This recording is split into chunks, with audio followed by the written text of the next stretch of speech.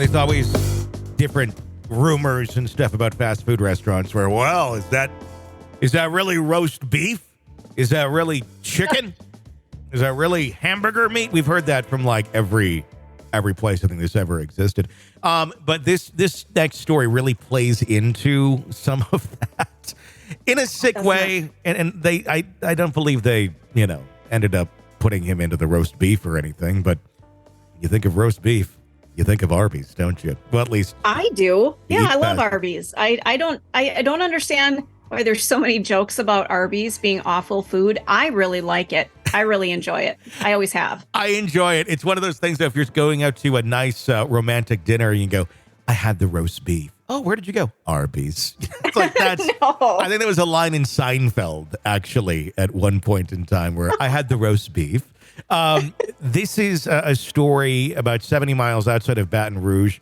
According to the police there, a deceased body was found inside the freezer of the Arby's fast food restaurant in New Iberia, Louisiana.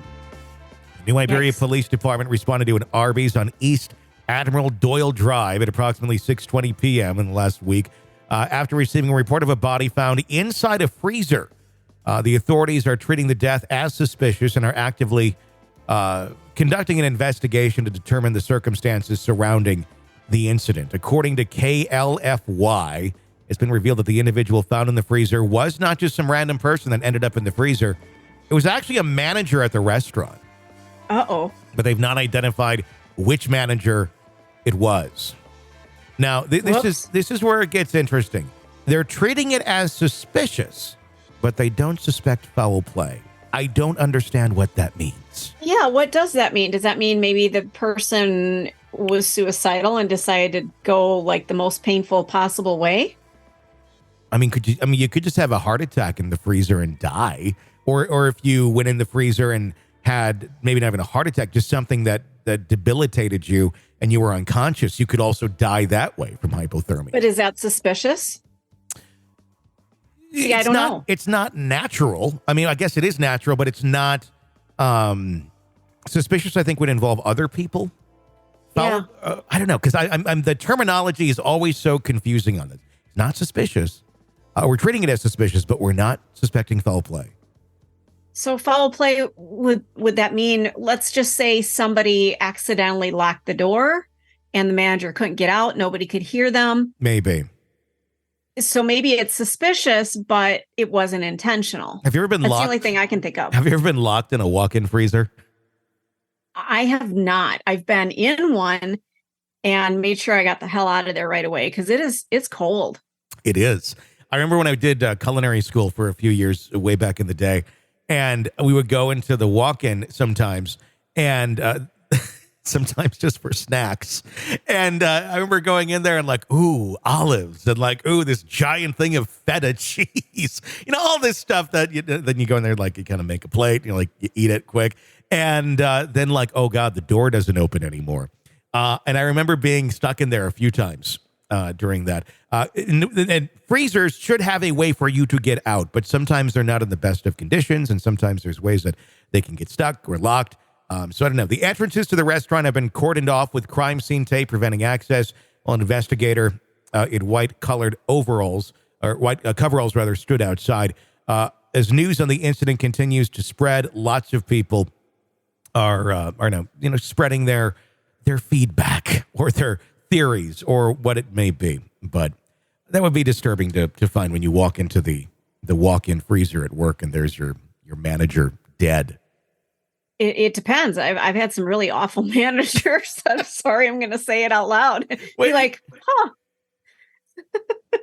Would you just continue on like, oh, that's interesting. We need more pickles over by the baked potato bar. And yeah, we've got a job to do. People need to eat food. This is Arby's. Let's go. We need more of that honey baked ham. Where is it? It's underneath his left thigh. And some horsey sauce while you're in there. Horsey sauce. It's a good thing those things are like prepackaged and you can't. Well, that's true. That's true. Although, what about the ones that go into the giant, push containers where you get the little ramekin cup out, and then because those well, that could be contamination unless it's just in a big vat. That may make you question, what's in the horsey sauce. I also do wonder, in a situation like this, there's a body in the freezer. Do you have to throw all the other food out then because the body's in there, even if it hasn't touched it? Technically, you would think, yes, you should.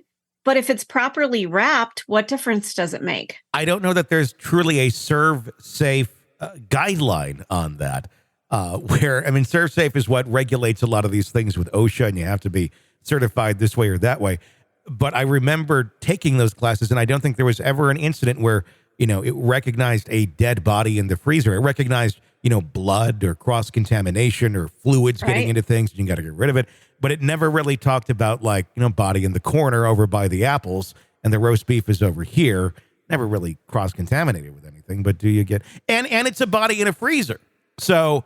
you're not going to have... It's not like there's going to be fluid leaking anywhere. Yeah, it's not necessarily dripping things at that moment in time. Well, at least one would hope, Well, as long as the freezer is at its optimum temperature.